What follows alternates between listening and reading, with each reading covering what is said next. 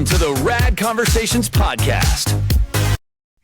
Welcome back to another episode of Rad Conversations. This week we have Trixie joining us from the Philippines, and we explore powerful ideas around the soul contracts, spiritual awakening, and finding purpose through both love and loss. Our guest today shares a deeply personal story of growth, resilience, and the belief that everything happens for a reason, even the moments that challenge us the most. We also touch on the influence of mentors like Tony Robbins, the energy of transformation, and the idea that what we see in life depends on what we're open to seeing. All that and more coming up on this episode of Rad Conversations. And if you enjoy the show, please like, subscribe, and share. All right, let's dive in. So Trixie, when your husband told you about his reoccurring dream about you before you even started dating, did you believe him? I couldn't believe him. I'm like, no way. But then during that time, Greg, because he started to be into very spiritual stuff and teaching, and I was also doing my classes in Theta Healing. So that's when that's when all these things made sense to me, because I started to understand soul contracts. I started to appreciate the teachings of Tony Robbins, that life happens for you, not to you, all those things, right? And then on the other side, I had him sharing also his own journey. So it was not, what was happening was somehow acceptable to me. It's like, okay, I understand. This is not just the life that we know of. Okay. And then little did I know that all those journeys that I had to go through had prepared me for losing him. Because all those teachings that I did not learn from school, right? I learned it from different sources. This is what keeps me together up until now. So that's when I understood, okay, you made me, so it's like, God, you made me a very, very positive person in preparation for this whirlwind of adventure that I signed up for. So. Soul contracts. So do you feel like you have any idea what your soul contract is? Sorry, come again? Do you have any feeling what your soul contract is this time around? I don't really know, except that I knew that we signed up for him to go first because he had somewhere, he had to do something else. And I don't really know. I'm like, I just pray every day that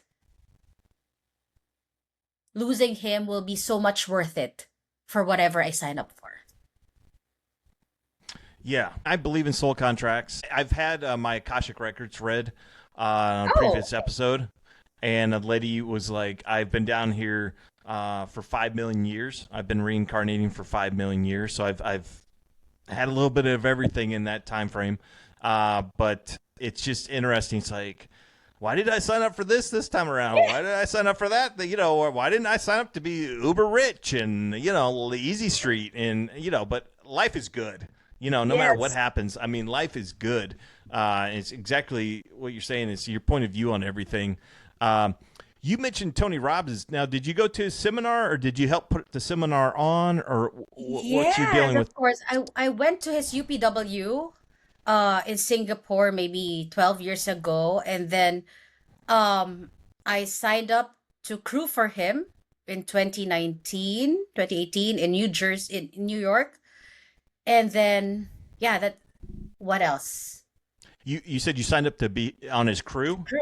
Yeah, because you can. Once you're a graduate of his program and they have an opening, you can, like, literally serve, right? Serve the other, or the participants. So that was a crazy time, because from the Philippines, I just really signed up to go to New York. Of course, I take care of everything, right? But I don't know. So I just went there.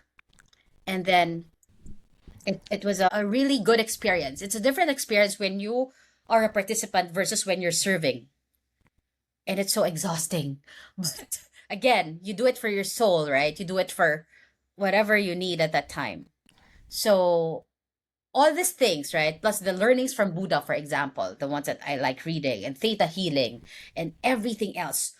Now that I look at them one by one, I just feel like they're all just the same. they all say the same thing. They just also want the same thing for you. It's, at the end of the day, it's all about love. At the end of the day, it's all about your purpose on earth. And you get what I mean? It's like, Yeah. it's all the same thing. Yeah, I 1,000% agree with you, Trixie. I believe that God, source, I believe it's all the same. Religions are just kind of dividing people up. I think we're all believing in the same thing. And I don't believe in a hell. I think there is no such thing as hell. I think we're all here to experience life. I think we're souls coming down here in this meat suit on vacation, coming down here because life is so good up there. We just got to come down here to experience, hit a little road bump in life. I mean, like I've said before, people that go camping, you have a nice house at home, but on the weekends you go out and live in a tent just so you can appreciate your house a little more. But when you're when you've done the Tony Robbins experience, I've seen the YouTube clips and stuff like that, but how is he in person? Is it a totally different experience when you're seeing him live? It's a totally different experience because the room, right? The energy of 12,000 people, 13,000 people, it's so much. Wow, you just really feel it. Plus Tony Robbins, oh my goodness, that guy. He could go on and on talking on stage for the full 6 hours without taking a break or something. He's just the guy. And mind you, if I didn't think that it's possible to fill up a stadium with 14,000 people learning about personality development, for example, right? But he did, and he does up until now, all the time, wherever he goes. So I would suggest, right, for people who still want to learn something about themselves, who would want to have different perspective or just really great encouragement, science-based, you know what I mean? You just see Tony Robbins. He may not be for everyone because he has a lot of jumping up and down, a lot of affirmations out there, but he works for me. I still believe in what he teaches. So if this is something that you're open to doing, to experiencing yourself, it's so worth it. Just have to check when he's gonna do the next one, because I feel that in a couple of years he's gonna stop doing it. So while you can still see him live, grab that opportunity. And why do you think Tony has the it factor? Why do you think people just gravitate towards him? Because he's the authority. He's been talking about the same thing ever since I could remember. And you also see in his own lifestyle that he walks his talk. Look at the guy. He doesn't look like his age. He looks so healthy. He speaks as if he's a teenager full of energy. You know what I mean? He has so many businesses that he takes care of. He walks the talk. And whether all of those things are true, okay? For example, for the skeptical people, if it helps you, if it changes something in you, and then it's worth it. He has a lot of people that he has helped already. And again, imagine, how can you be a woo-woo, or a scam if almost every quarter you fill the stadium with 15,000 people and they keep on coming back. The people that you see serving, the crew, like 90% of them, they are not paid. Like me, we're all volunteers because we really believe in what he's doing. So Wow. how can that be not real, right? Yeah. And I think with everything in life, if it resonates with you, go with it. If it doesn't, move on and try to find something that does resonate with you. But obviously he's been around for 30 years, it seems like, maybe more. But anybody that's been around that long and been that relevant, there's something to that, And he comes up on my TikToks every so often, and I still tune in. And, he definitely has that positive vibe about him. And it's fun to watch him work. But of course, not everybody gets him. Not everybody understands why we have to walk on fire and all those things that he makes us do. But again, like what you said, right? People that resonate with him, and then good for them. People who don't resonate with him, it's okay. Find somebody else that you could relate to. That's why I think it's very important, Greg, what you're doing right now.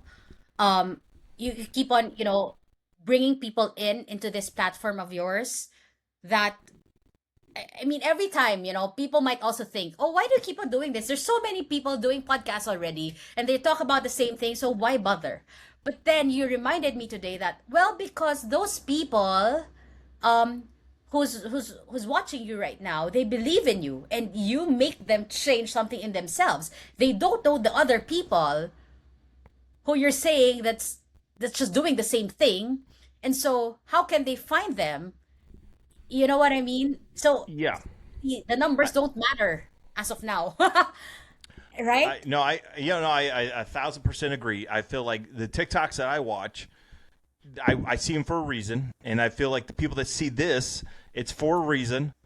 Maybe we don't quite understand it now, but I think that everything's by design. I think everything in this world is by design, and I agree with you. Like, numbers might not be high now, but that doesn't mean numbers aren't going to be high tomorrow or the following day, and it's just when people are going to need this content. I Yes. think, I truly believe, and all the psychic experts think that aliens are coming here and at the end of this year or at the beginning of 2027. And Oh, they said that? oh yeah, a lot of the major psychics, world's largest psychics, there'll be a huge event happening in the world at the end of this year or in 2027. And it will be undeniable that aliens exist. And some people theorize that it'll be a massive mothership that will be over the ocean. So it won't be a threat. It will just hover out there for a while so we can get used to it. It just resonates with me when people say that. Like, this is about to happen. Like, our lives are about to change forever in a positive way. I hope so. Yeah, and I believe aliens are walking among us right now, good and bad. But just like I wrote in that email, I think this world's a lot more mystical and magical than we all are aware of, or we're told it's not, so we don't look for it. And on that note, my wife, our 3-year wedding anniversary's today, and Oh, happy anniversary. thank you. And I went out and bought her the largest bouquet of flowers that the store had, and I just set it up overnight in our kitchen on the kitchen countertop.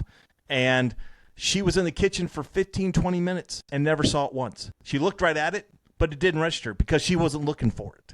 And not until we were getting ready to leave for Easter, this is being filmed right around Easter, I go, is there anything else in the kitchen we should grab? And she looked back at the kitchen, and she's like, oh, my gosh, where did those come from? And I'm like, you walked by it 30 times, but you weren't expecting to see it, so you didn't see it. And I was like, no, that's, she's like, oh, my God, I'm so sorry. I'm like, no, that's perfect because you weren't expecting to see it. You didn't see it. And I think that resonates with a lot of stuff. We don't expect to see it, so we don't even look for it, but it's right in front of our face. And I love the fact that you didn't see it until I pointed it out to you. So I really think that's going to come into play very soon with everybody. Thanks for watching the show today, folks. And if you enjoyed it, please like, comment, and share. And like always, stay rad.